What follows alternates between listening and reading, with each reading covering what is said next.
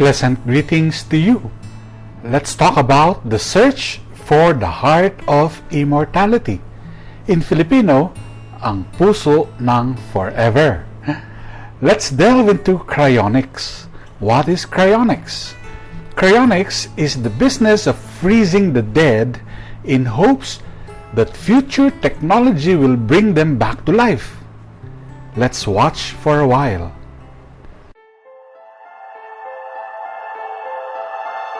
Welcome to another Stories from the Stores. I'm here with curator Katie Dabbin, and today we've got a Dewar flask.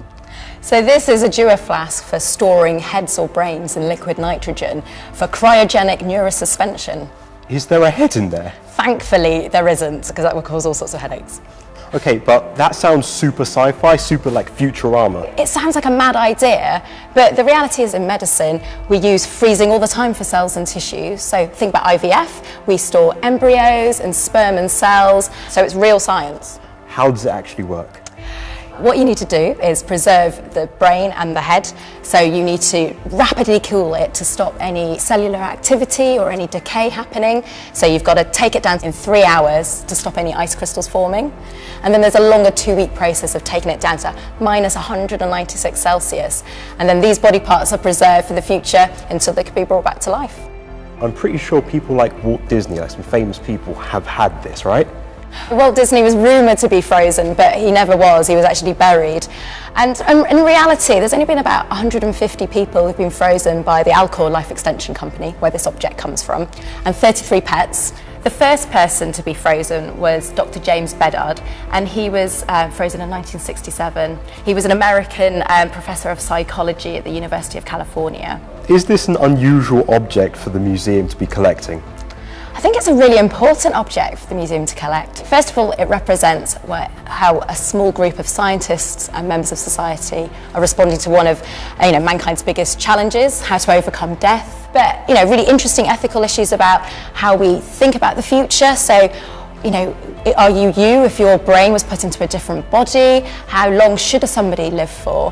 What rights would you have if you were living in the future, if you were revived? So you're a curator. Would you want to be preserved like this? I think even if medical science catches up and you could live with all your personality and memories, I just think ultimately living in the future would be quite a lonely place. Would your friends and family be there? And I just think, really you'd be a dinosaur living outside your own time. You've got to understand that you haven't dissuaded me at all. I should live forever. You should go for it. What do you think? Unfortunately, future science and technology have become little gods for a number of people who love earthly life so dearly to the point of not letting go. And yes, we too may be engaged in this useless search for immortality if we refuse to let God be God of our lives. Robert Antinker, the father of cryonics, says, "Being born is not a crime and it doesn't deserve the penalty of death."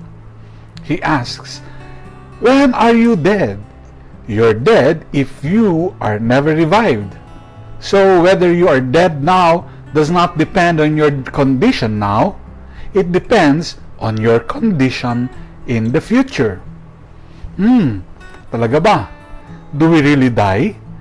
Di ba we live for eternity because we have spirits that are eternal?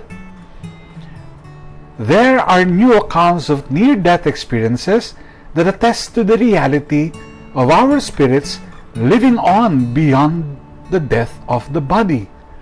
Let us, for example, listen to a certain American lady who experienced NDE, or near-death experience. Vicky Umipeg from Seattle in the USA has been blind since birth. In January 1973, she was terribly injured in a car crash. I had a skull fracture, concussion, neck injury, back injury, leg injury, and I was dead for 4 minutes. Vicky's heart had stopped. Was she clinically dead, or just in a deep coma? my back was up against the ceiling, and then I was looking down at everything. The one doctor said, well, it's a pity now that she could be deaf as well as blind because there's blood on her left eardrum. And then the female doctor said, well, we don't even know if she's going to survive this coma, and if she does, she could be in a permanent vegetative state, and that made me mad. As she fought for her life, something even more extraordinary happened. Vicky could see for the very first time. I felt like it was a nightmare because I have never been accustomed to perceiving of anything from a distance. And I touch things. My world is at arm's length. I perceive of everything tactily, and I couldn't translate what it was that I was receiving. And it was scary to be able to, a lot of people have asked me, well, wasn't it wonderful to see? Actually, no, it wasn't. It was terrible initially. I saw this ring on my left ring finger, and I thought, okay, that is me. And I also realized I had very long hair then down to my waist, and I realized that they'd shaved off quite a lot of it, and I was pretty upset about that. Vicky Umipeg survived and returned to her world of darkness. She still has no doubt that for just a few minutes she was able to see. I do know that there are many people who are going to be skeptical and who don't understand and who don't believe what I say, but I know what I experienced, I know what I saw, I know what I heard, I know what I felt, and so I just leave it at that. Vicky's story seems to challenge rational scientific explanation, and there are others. How does science explain another widely reported part of the near-death experience, floating outside the body? Death or kamatayan, being physically dead, is not a penalty at all, nor a punishment. But let me tell you, having a frozen heart while being alive, ayan ang unnecessary self-inflicted punishment that leads to death, real death. We hear the good news from the Gospel of Luke. God is not God of the dead, but of the living, for to Him all are alive. Hindi siya Diyos na mga patay, kundi na mga buhay, at buhay na kasama niya silang lahat. The happy truth is, we are already immortal. Our spirit lives on. We should rather be concerned about the very heart that we have, where the immortal God dwells. My dear friends, how is your heart today? Frozen na ba? O cold pa lang? Sana warmly beating for God pa rin. Here are some marks to know kung frozen na ang heart mo. Any one sign you notice should tell you to get warmth from the source, the fire of divine love. The first mark is fatalism. All events are fated to happen so that human beings cannot change their destinies. Fatalism may come in the form of determinism and predeterminism. Kung ano ang mangyayari ay tiyak na mangyayari. Wala kang magagawa. Ganyan ang kapalaran mo eh. It says that free will does not exist. Meaning, therefore, that personal or social history can only progress in a determined or predetermined manner possible. Determinism says that you don't really choose anything. Your choice are automatic responses to outside conditions and stimuli. The second mark of a frozen heart is rabid lust for power and control. This translates, of course, to greed. The frozen heart is the convenient residence of the capital sin of greed. Ito ay mapusok na kasakiman para sa kapangyarihan at dominasyon. The third mark of a frozen heart is an obnoxious or very offensive and unpleasant ABC or attitude, behavior, and character. Ito yung nakakapuot, nakakasakit, at nakakayamot na sa loobin, pag-uugali, at pagkatao. A frozen heart is boastful, glorifying oneself in speech. Of course, we saw this last week in Phariseeism, remember? The frozen heart always places oneself as the norm for comparison. A frozen heart also possesses a domineering character. The fourth mark of a frozen heart is having a Sadducite mindset, meaning he or she is religious but sanctimonious. Anong ibig sabihin ng sanctimonious?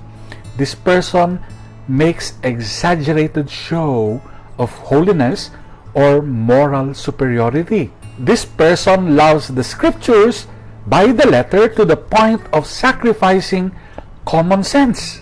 All of life is the here and the now.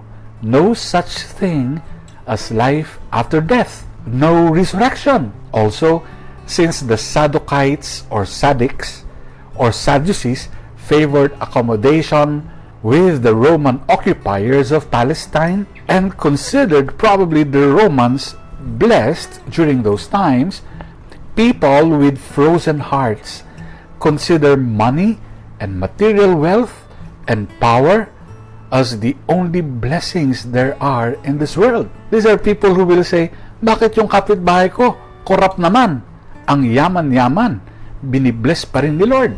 Kung ganyan ka po mag-isip, kapatid, frozen delight na ang heart mo. Ipatunaw mo na yan kay Lord. The fifth mark of a frozen heart is egoism.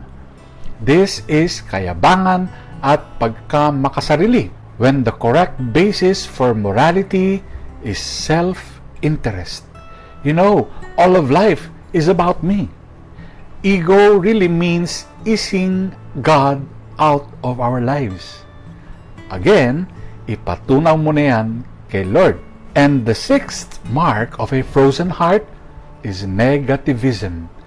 Yung meron kang persistent defiance of authority. Yes, even church authorities.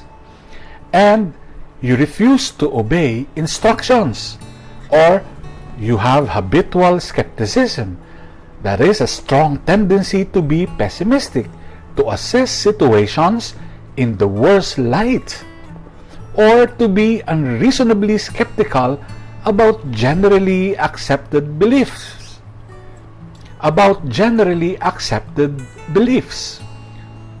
So, kapatid, how is your heart today? Frozen na ba? O nanlalamig pa lang? Agapan na natin yan. Tignan natin again the marks of a frozen heart. Fatalism, rabid lust for power and control, obnoxious attitude, behavior, and character, Sadducite mindset, egoism, and negativism. Ano ba ang prescriptions ng Catholic Church for frozen hearts? Well, the Church prescribes this. The first set of prescriptions are the 7 spiritual acts to revive frozen hearts. They are the spiritual works of mercy. 1. Admonish the sinner. 2. Instruct the ignorant. 3. Counsel the doubtful. 4. Comfort the sorrowful. 5. Bear wrongs patiently. 6. Forgive all injuries. 7. Pray for the living and the dead.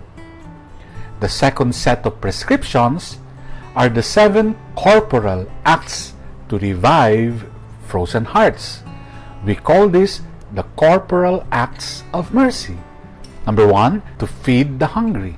Number 2, to give drink to the thirsty. Number 3, to clothe the naked. 4, to shelter the homeless. 5, to visit the imprisoned. 6, to visit the sick. And 7, to bury the dead.